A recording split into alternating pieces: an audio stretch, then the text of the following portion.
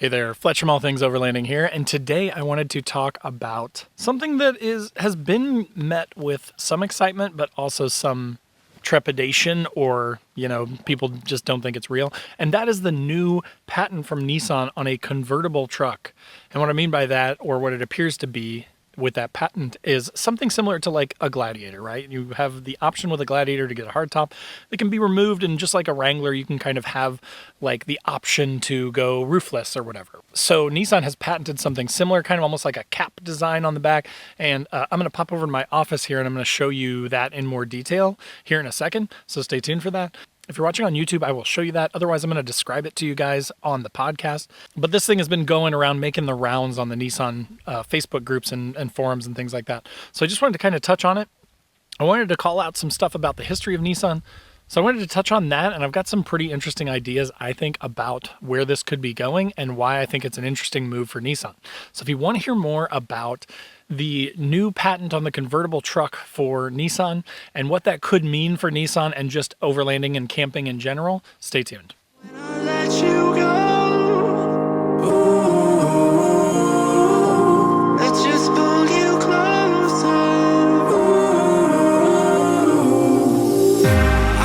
Understand where it came from, but you got it, my got it. It began in the land of the sandstorm. I fought it, though I wanted everything to do with what you give to me. Loosening my grip.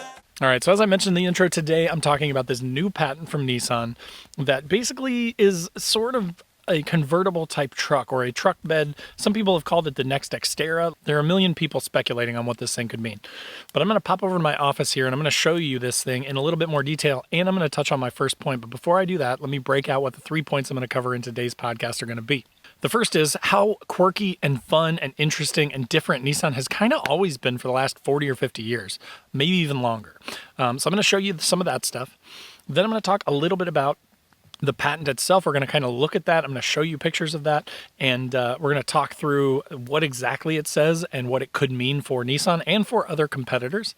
And then I'm going to finish up with my final thoughts, where I think it's going to go, whether I'm excited about the patent and the idea, and if it does turn into something, is it a good thing? Or what do I think we should be focusing on if not? So let's pop over to the office and I will show you the patent, and I will also walk you through my ideas for how Nissan has always been quirky.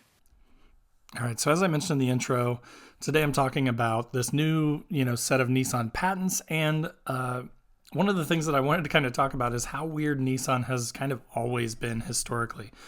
One of those cars is the Nissan POW. I've actually looked at a couple of these and thought about buying them. This car is kind of a strange looking, almost like Volkswagen Bug or, Austin Mini style car. It's very strange looking.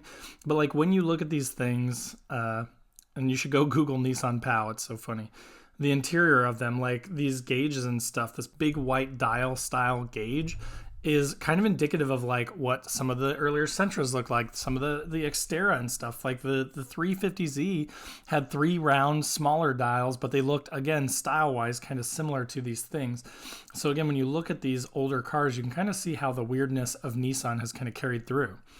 There was also a car called the Figaro that was around in the early 90s. It's almost like a little 2-seater, meant to be like an old school looking like Triumph or something like that. It's just a very strange designed car. But again, that interior is very unique, very Nissan, with the big round gauges, the kind of quirky knobs and stuff on the radio.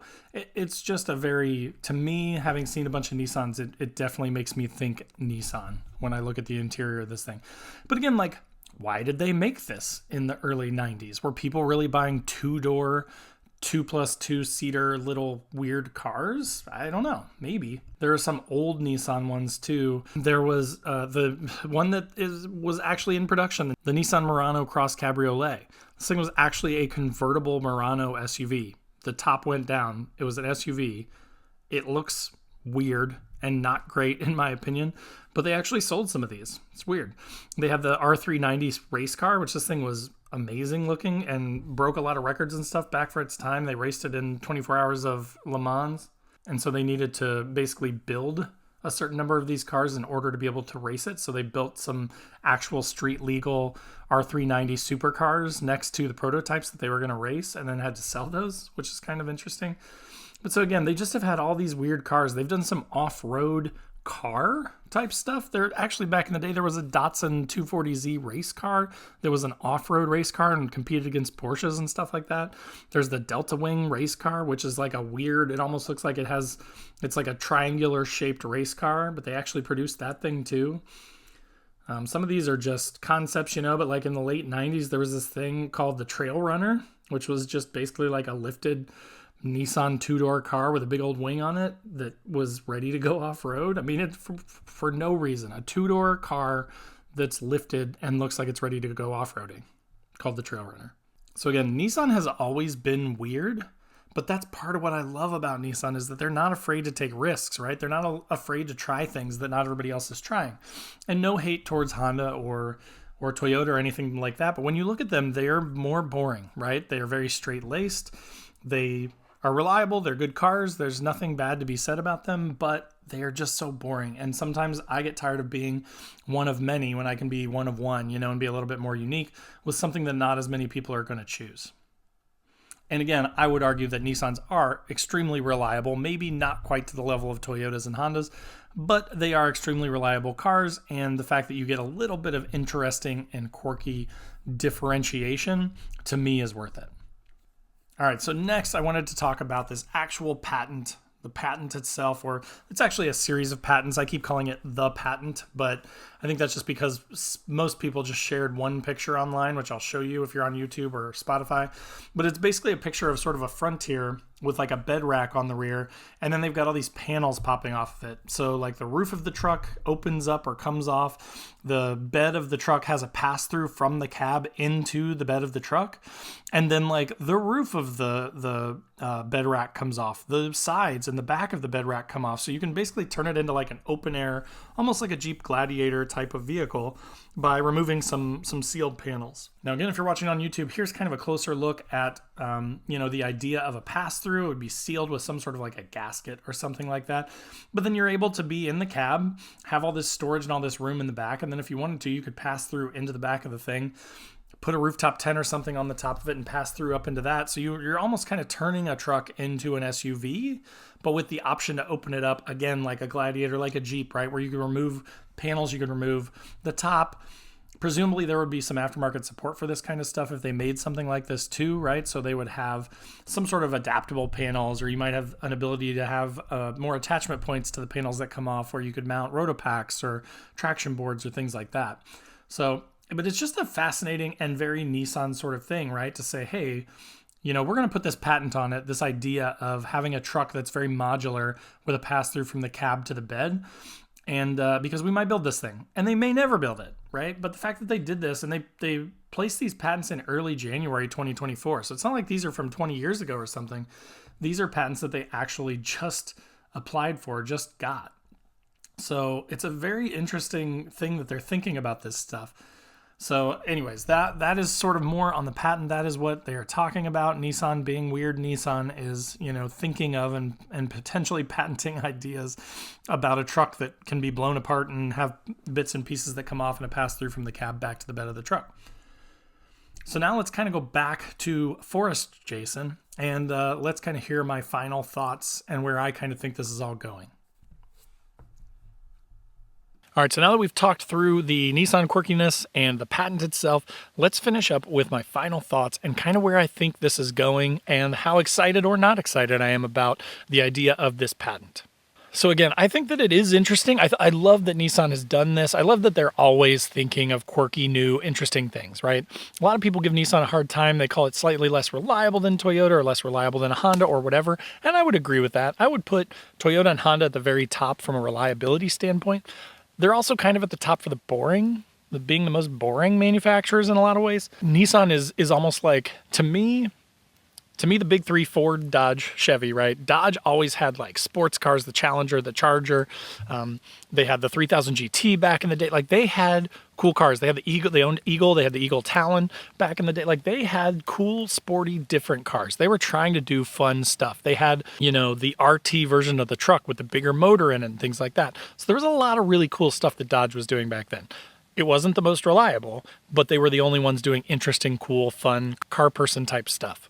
That's kind of how I see Nissan, but way more reliable, right? I've had Dodges, and I hate to say it, Dodge guys, I'm sorry. I will never have another one. I have no interest in owning a Dodge product ever again. My parents had Dodge products. They all had problems. So I don't touch them anymore. I'm a Nissan guy. My Nissans have been super reliable, but Nissan is kind of that same way, right? They are quirky. They're weird. They're interested in the enthusiast. They do try to take care of the enthusiast, even though they do a bad job a lot of the times with it. Like the new Z is an example of them coming back to their roots and really showing how much they love car enthusiasts. The Xterra was a really weird SUV when it came out. The door handles were up on the sides, like the interior was quirky, everything about it was super weird. Just the fact that that ever even became a thing, and now everybody loves the Xterra. It's such a cool truck, right? Same with the Frontier. These things are bulletproof and last forever and are very inexpensive, especially compared to like a Toyota. So I love Nissan for that stuff, and I'd love to see them continuing this trend. Am I all that excited about the patents specifically? Do I really care about like potentially some sort of like a cap or something on the rear, or a pass-through, or a removable roof or anything? Like, no, I don't really, none of that stuff is really, I mean, I would check it out if they came out with it. I would consider it. I'm not opposed to it. It's not what I'm clamoring for. What I would really, really, really love, and I've said this a couple times before, I think that Nissan needs to team up one of their hybrid powertrains that they've got, like in the Q50 or in the Altima. I mean, they've got it in all these different cars, right? Take that hybrid powertrain, tack it onto the 3.8 with the 9-speed, and just do that. That would be amazing. Give me a little bit more low-end torque. Do it in the vein of the Q50. If you're not familiar with that, the Infiniti Q50, they have a hybrid version of it. So the normal version in like 2014-15 was a 3.7 liter, basically the 3.7 liter six-cylinder out of a 370Z. And then they had this hybrid version, which was the old 3.5 liter out of the 350Z with the hybrid powertrain tacked on top of it. But the fun and interesting thing was they didn't approach it from a Prius mindset. They approached it from a Nissan mindset. And so they tacked on this hybrid powertrain. They gave it some electric juice. And then it actually had more horsepower than the 3.7 liter with a smaller displacement of 3.5 liters. And it got better range. It got better gas mileage. So like there are a lot of things that a hybrid powertrain can do better than an EV or better than a non-hybrid. And the technology's been around for 20, 30 years now, right? So it's not like this is something new. It's not worst case if the hybrid technology stops working, then you've got a gas engine again, you know? But so I feel like that's a good long-term solution for a truck that you could own for 10, 15 years that would be super reliable, would get better gas mileage, would have better low-end torque.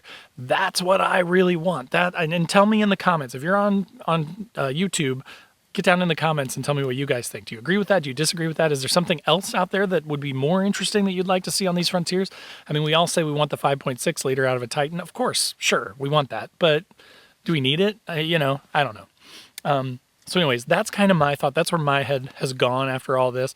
But I'm curious to hear your guys' thoughts. This episode, of course, has obviously been kind of geared towards my Nissan following, which is a pretty significant chunk of this. But if you're not a Nissan person, I hope it was still interesting for you. If it was and you're on YouTube, click that like button. If you're not already subscribed on YouTube, click the subscribe button. I put out new videos every week. I do the podcast, but then I do other stuff that if you're just listening on the podcast, you're kind of missing out on. So in the description below is a link to YouTube. Pop over there and go check it out and subscribe on YouTube if you're just listening on the podcast. Also in the description are links to all my other social channels. So again, wherever you want to hang out, I'd love to have you. Go check those out. There's also a link to my website where I've got funny overlanding patches and stickers. So if you're into that stuff, it helps support the channel. And they're pretty cool, I think, and they're good quality. So everybody that has ever bought them has pretty much loved them. So if you're into that kind of stuff, check that out. And then last but not least, there's a link to my Patreon page where we've got a 24/7 Discord. We chat all the time and it's a ton of fun. It's also a way to support the channel, but don't feel obligated, right? No pressure whatsoever. But if you want to, that's a way to do it.